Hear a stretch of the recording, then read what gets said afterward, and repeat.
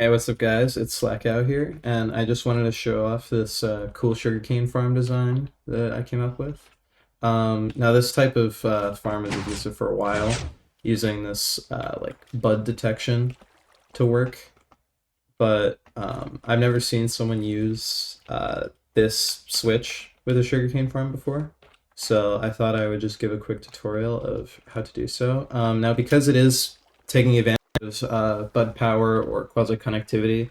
It is Java Edition only, but uh, I mean, what are you gonna do? There's other designs for if you're on Bedrock, but so pretty simple setup.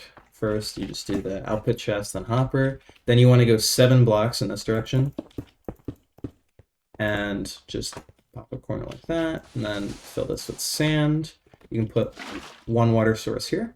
It should extend out to the hopper like that. Then you want to do the same on this side. I believe that's right. No, I think I did that wrong actually. This is 1 block too much. And then the water, and then sand there as well. Yep. So if your water meets perfectly in the middle, then you probably did it right. You might have done like 1 extra block on one side, but you can usually tell. So then you just want a line of blocks behind this sand. Also, it doesn't have to be sand. Sand isn't like faster than other blocks. It could be dirt or it could be mud. I'm just having to use sand because it also happens to be a gravity block, which is needed. Why am I doing this? This is wrong. So yeah, then you want to put pistons along here. The whole thing should be 15 of them. And then here you want to put your 16th piston. This could also, the sticky piston design I showed you already, you use a sticky piston right here instead. But this version is cheaper because you don't need access to slime. So I'm going to show it first. You just want to put blocks like diagonally against the piston, and then this sort of gets elevated. So you have this. So normally that pressure plate would also be acting as bud power for this piston here, but it's not in this state, so you need to have additional redstone here. There's also alternative ways to wire that with this design, but that's like the best way to do it. Now this design is actually almost done. The only thing that's missing is you usually want glass along here. This doesn't have to be glass, but solid blocks. This helps with the potential loss of the farm. Yeah, because otherwise sugarcane might land on these blocks. But then you just want to actually plant your sugarcane so it can grow. And that's the farm done right there. The sugarcane will take a little bit to grow in the first place. So I'm going to do take sprint is a new command. Snapshot. So I'm basically simulating 5 minutes of time passing right now. You'll see the other ones are working over there. This one hasn't done anything yet, and that's because the sugarcane was just placed. Kind of a weird mechanic. I don't really know why it works that way, but this is the way it works. So yeah, you'll see I went through the whole thing, nothing. But now if I simulate 5 minutes, it should start going. Yeah. So you'll see now it's actually starting to output, and it outputs usually around 1 sugarcane a minute, a little less than 1 a minute, but you'll see that's what it actually looks like in real time. It outputs like that. And it's fairly lossless. Like, it's very rare that sugarcane will end up on the sand.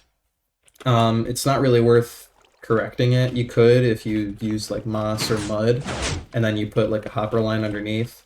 But, you know, that's really expensive compared to just building another farm, and building another farm would give you more than what you're saving from that. So I would recommend, if you really worried, just like make another one. Like it doesn't really matter if you lose a couple, because it's way less than half. It's more like, I don't know, 3%, something like that.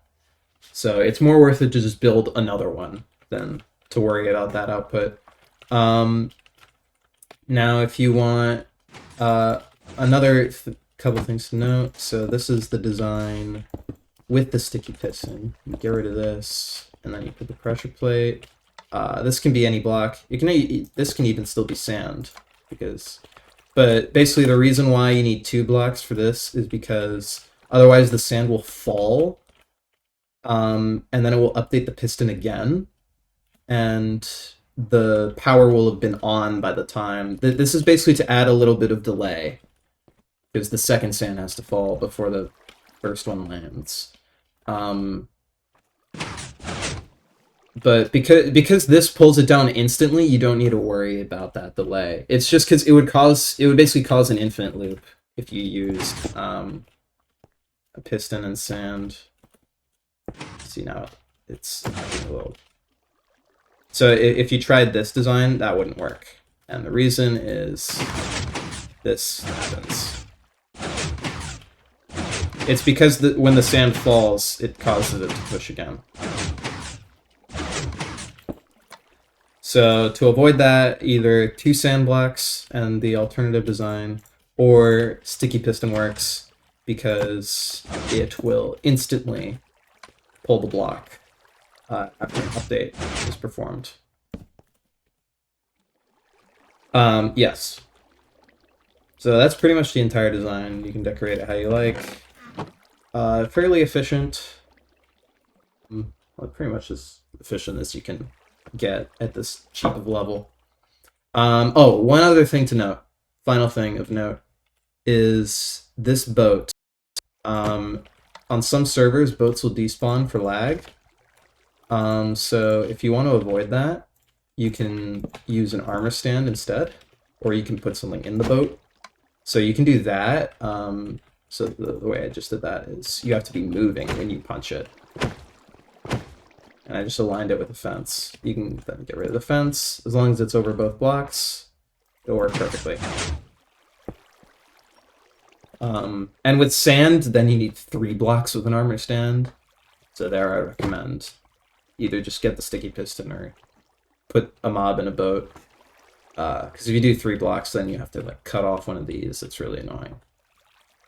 But yeah, so pretty simple design. Surprisingly cheap. No nether resources required because no observers or comparators. Not even anything beyond redstone dust, which is really nice. Yeah, overall, pretty proud of it. And yeah, enjoy.